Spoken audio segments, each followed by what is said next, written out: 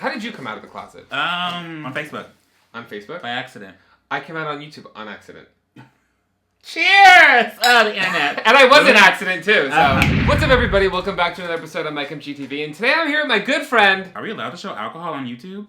Have you ever True. watched my fucking channel? So sorry. Are you kidding me? I am someone you may have never seen on YouTube. I know, Never. Never. I'm new. I'm very new to this platform. I came from TikTok. Get out. Are you going to say who you are? Oh, no. Y'all know me. I'm here. We do an entire fucking podcast together. At the point, if they don't know who I am. Well, this is the whole... I want to do like a little... I want to do a promotion. It's your fault if you don't know who I am. I'm famous. I'm on TV now. If you guys don't know by now, me and Mac have a podcast called Messy with Mac and Mike. Mm-hmm. And it's cool. When we actually do it. If you guys would like to check it out, a link to it is in the description below. We go live every Wednesday on audio platforms and on our YouTube channel. Mm-hmm. So if you want to check it out, cool. Please, honestly, actually, we don't have much. Really, we don't have much going on. We would love to get more sponsors for that. Please. Since it's Pride Month, I figured I want to do a little bit of like a queer theme on my channel. I want to take a break from drinking. I want to take a break. And I figured we could do some like queer content that I don't do too much on this channel. I feel like all I do is bitch about bisexual shit. And I'm kind of tired of being a broken record. I found an article about 21 things you should know before losing your gay virginity. And I figured we could read some of the things it suggests that we should know. About losing our virginity? Yeah, because we're both virgins. Yeah, we're both very virgins. Don't touch me. Yeah. Ever. I've never. Only person that's touched me is God. Is that your pastor? Alright, you ready to get into this list and see what we have to say about it? Yeah. First things first, make sure you can easily and safely get medical treatment. That may mean waiting until you're 18. I think the thought process behind this is that if you do catch like a disease, you can't go take care of it without your parents' consent, so it may out you. So I mean, well, that might have been like a thing back in the day, but nowadays I feel like everybody's just coming out when they're like 12. Also, thinking about my past, how I never thought of that, and how, by God's good grace, I didn't get anything. Oh, gosh. I think about that to this day. You could have died from syphilis. I could have died from several things. If you're not out of the closet, then yeah, you definitely don't want to... I mean, you can't stop... Never mind. I tried to add something educational to it, but I couldn't. I'm going to pretend I'm not me and suggest that you do wait until you're 18 to have sex. I do actually recommend that. I mean, yeah. I'm a total hypocrite. 110%. I think you should wait until you're at the age where you can take care of some things yourself. Yeah. Because, yeah, the sex can be dangerous, and I don't think you want to talk to your parents about certain things you're doing in bed. How old were you when you had sex for the first time? I mean, what do you consider sex? Penetration. In the butt. In the butt, 20. 20? Yeah. Good for you. Yeah, I didn't do anal until I was 20. Good for you. Men who have sex with gay men are not automatically gay.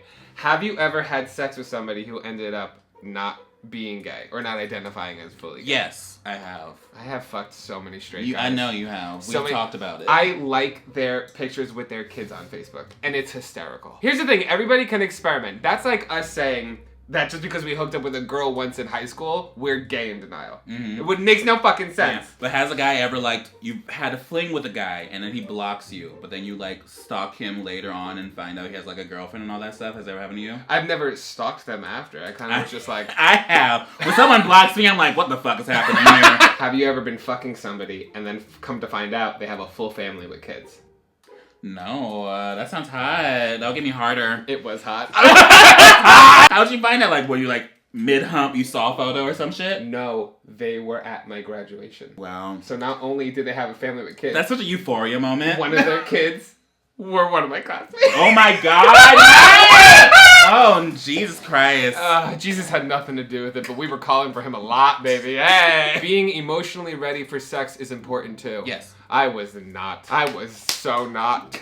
I feel like all my, like, sex firsts are dark. Yes. Like, we've discussed this. That's why I like to have you here. So, like, tell me about your happy life as I drink my cocktail. I mean, yeah, you definitely want to be emotionally ready. I mean, if you're not emotionally ready, you're not really giving full consent. You always gotta be ready. I wanted to do it just to do it. Also, if we could have, like, had a conversation about it with people we loved and trusted, maybe it would have been different. But we didn't. We had to go in dark. It was like fucking Bird Box in that bitch. Is that what that movie's called? Sex between men is not like porn. It is not a men.com ad. You see, they just shove it in there like it's no fucking problem. Shove it in. Oh my gosh. It fucking causes me internal pain. But the amount of men that like think you can, and it's very obvious that they're not that experienced. I've been around that before in my recent years. I've experienced a lot of men that are like that. I'm just like, okay, you haven't had sex that much. If you think you just like easily like shove a dick in your ass without like breaking every single blister in your body. It doesn't matter how good of a bottom you are. Also, these porn videos are getting real creative. Like, I have never been fucked in front of someone's salad. I've never been fucked in a lemonade stand. The first time might not be perfect. The first time is never perfect. Never perfect. The first few times won't be perfect. The first few times are never perfect. I think one of the first people I had sex with, there was definitely like the phrase "shit happens."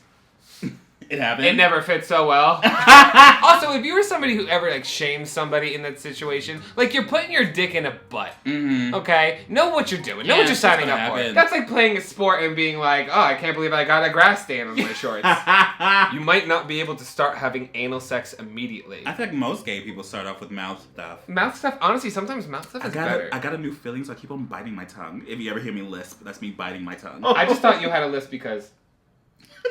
I don't know. I don't trust a gay that's so fast to rush into the anal shit. Even in relationships. Like, I feel like in gay relationships, you're not always having a shit ton of anal sex because it's a lot of fun. It's work, it's prep. And honestly, you can't... It's prep. It's prep. It's prep. It's prep. Bring in a Reese. I'm on the pill. But you can't be like spontaneous with butt stuff, and sometimes it's like a mood killer. Sometimes you just want to like fucking like suck my dick real quick. You know what I mean? Yeah. It takes. I mean, for me and my boyfriend, we have sex like. I'm not gonna reveal this.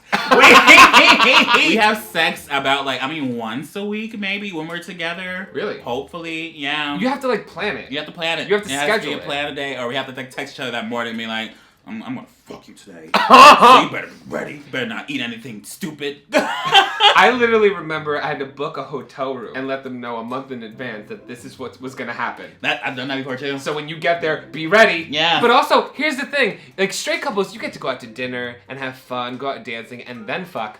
For us, you gotta like fuck before you do all that. You can't fuck after dinner. If you plan on fucking after that, the bottom can't eat shit. I know, that's not fun. That's not fun for them. That's not fun for anybody. So you fuck, then eat. Feed your bottoms. Feed your bottoms. Fuck them, then feed them. You don't have to know what you want. Well, I feel like you're not gonna fully know what you want until you start experimenting with things. Let me rephrase this one. Let me like improve this article real quick. You don't have to be an expert in gay sex to have gay sex. You can experiment with people that you love and trust to find out what you like and what you don't like. It's the same thing with food. How are you gonna know you don't like broccoli? Try it. How you know? Tops, how you know you don't like bottoming? Bottom ones. Honestly, try it. Everyone, even straight men, should get fucked in the ass. Yeah, should I get some dildo up there, you know? Something. Get pegged. Get pegged. Heads up, there's a lot of terminology coming your way. Ask what words mean. This is for like people that are like brand new into the gay world, I think. I guess so. Because there's a lot of terminology. douching. Well, and that's not... Douching isn't terminology, Max. That's just a word. Some people don't fucking know what douching is. That's straight people. Yeah, that's straight people. Even gays that watched our podcast, they're all learning. They're like, you've seen those emails. People like, oh, I learned what douching was because of you. We're helping the world. I had to teach someone how to douche. You had to teach... Wait. A few months ago. In real life. On FaceTime. Shut up. Yeah. Tell me about it. It was fun. It was a great time. Yeah, because he never done it before, and he was like, he hasn't really had sex before, and I was like, oh, I'll teach you. So he douched live on camera. Yeah. I love you. I teach the straight girls how to douche. Because straight girls, honestly, you're so brave. They go into it with a hope and a fucking prayer. Even when I'm not bottoming, sometimes I'm like, that still smells gross. Have you ever had somebody eat your ass and then try to make out with you after? Yeah. And then it's like, I smell something. No. That has happened. I am. Whenever I know my ass is eaten, bitch, I'm cleaning the shit out of that. No, I do the same thing, but have you ever been like out at the club, you're dancing, you're sweaty, you're like, it's been like 4 or 5 hours, and then you just like want to get that ass ate? No. Oh.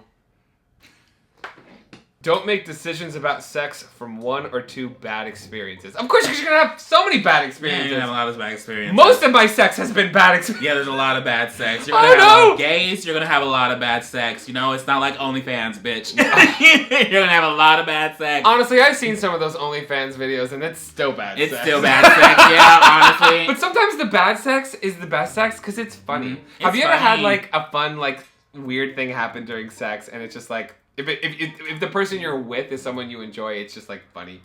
Yeah, it's funny. I suffer from very long stamina. So there's a lot of times where like mid-sex. I suffer from really long stamina. Really long stamina. I'm MacDoesIt. I last forever. I do. And there's times where like in mid-sex, I'll just like go really soft. I have the exact opposite problem. I always try to use the first one on head, and then I get the first one out of the way, because I can go for multiple rounds. Okay. So to make it better, I say, let's get the first one out of the way, and then the second one, you last longer. So then that's penetrative. So you say, work that first one, little boy. Yeah. Or I'm very big on, what is it called? You are very big. Thank you, I've heard. So it's been told, doesn't need to last very long, because sometimes they don't want it to last very long. Because it's painful. I wouldn't say painful. Have you ever been on like a really extreme roller coaster where it's like, that was fun, but I don't want it to be longer than 6 seconds? Yeah. No, I'm really into foreplay. So like, I like to be the pleasurer during foreplay. I could get myself off just doing that. Yeah. Honestly. It's like the most vulgar I think I've been on YouTube ever. And I love that it's here on my channel. There isn't a correct amount of sex you should have. Do you have a lot of sex? No. You don't? Not really. See, I have gone in waves. There have been times where I've literally been getting laid every other day. And also, there have been times where I have not wanted anyone to touch me for months. I go through waves, bitch. You already know me. I stay inside my house. Do you think I'm really out there getting fucked? True. I feel like that's more for like college kids. I feel like college kids love bragging about how much sex they have, even though they're lying. No one needs to know your number. What's your number? Do you know how many guys you've had sex with? No, not recently. I have. There's moments where I'm like sitting like by myself or something. I'll just like try to think it, and then I'll think of a number, and then a few minutes later, like, oh yeah, that person. Oh yeah, that person. I could never. If I sat here for a month, I couldn't. No, it's not a flex. It's something I'm embarrassed about, Mac. I've also had the bulk of it when I was a child. So no, but you let go. You let go. You let go. You let go. You let go. You let go. You hang up first.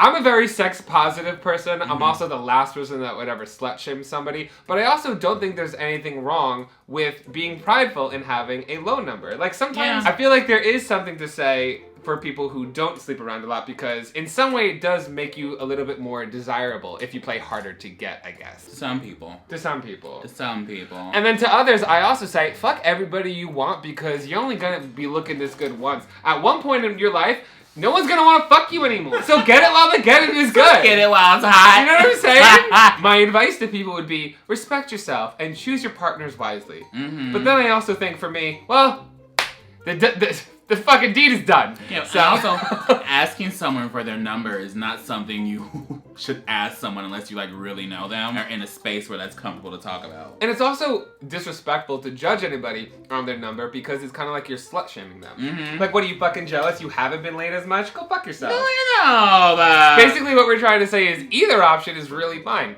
If you want to have a lower number and it's something you're prideful about, that's fine. But at the same fucking perspective, if you want to fuck around a lot, there's nothing wrong with that at the same time. Here. Purr, bitch. Purr. Yes, bottoming might hurt. Might? Literally. What? Excuse me? I'm such a pussy. I would love to say it was verse. I say verse top even though I really don't bottom. I say the same. Yeah, I'm in the same, but we talk about this all the time. Yeah. I feel like bottoming does hurt. You know, for the first few times for people that are like serious bottoms, it hurts no matter what. It also depends who you are. Some people it hurts more for. Like for me, this pinky kills. Also, have you ever found it that fingers hurt more than dicks?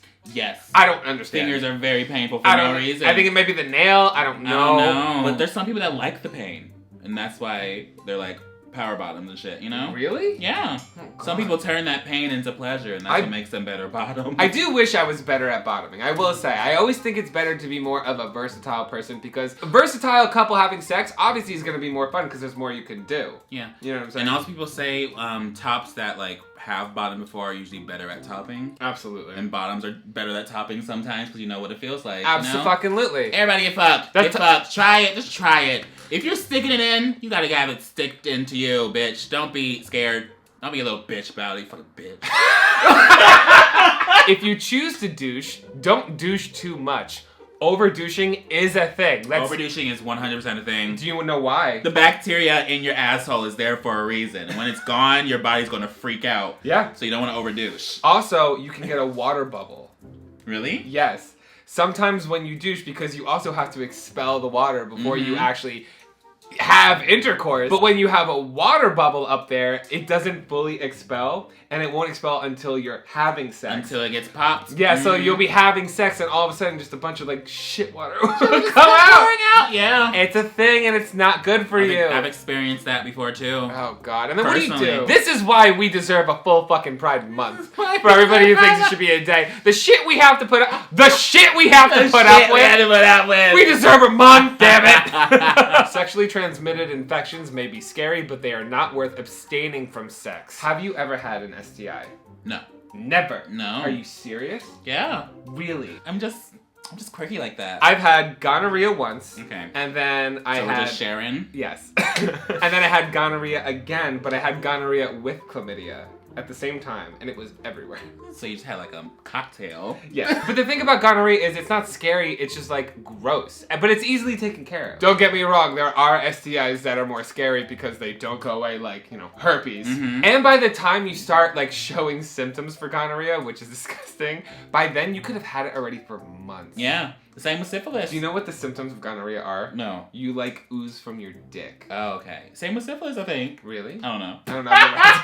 Like the day I get my first STI, I'm probably gonna freak out. Matt got the clap! And last but not least, sex gets better, which is so fucking true. That's true. Oh God, that's the honestly, I will say the only good thing to come out of me having a lot of sex in my life. You know what you like. Now I know what I like, I know what I don't like, and I'm good at what I do. Yeah, it starts to get fun. And it's never good in the beginning, but that's for straight people too. Honestly, like, I remember I've slept with a lot of girls. Remember my first girlfriend had to teach me better foreplay skills because I didn't know a lot about foreplay in the beginning. I tried to just go like right into it because I learned everything from porn and South Park. You know how you get better at having sex? Having sex. Experience. And B, communication. Honestly, talking about it with your partner is one of the most important things that you should do no matter what your sexuality is. Communication is key. I can't get into that quiet sex shit. Like people that have sex that's very quiet. I'm Oh, like, no. How can you do that? What's your favorite position? Don't say missionary. I like missionary too. Well, that's really all the tips I had about everything you should know before having your first gay sex experience. Is there anything else you have to say for people, Mac? Burritos! Avoid them. They're delicious. They're delicious. They're so good. They're great. Don't do it. Honestly, eat the burrito. It's worth shitting on them for.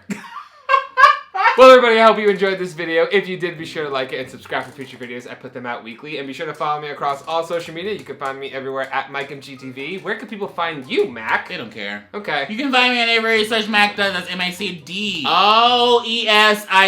You forgot how to spell does? Yes, I always do. And be sure to check out our podcast, Mess with Mac and Mike. Again, a link to it is in the description below. And if that's not all, my name is MikeMGTV, and you're fucking welcome. Now, comment down below.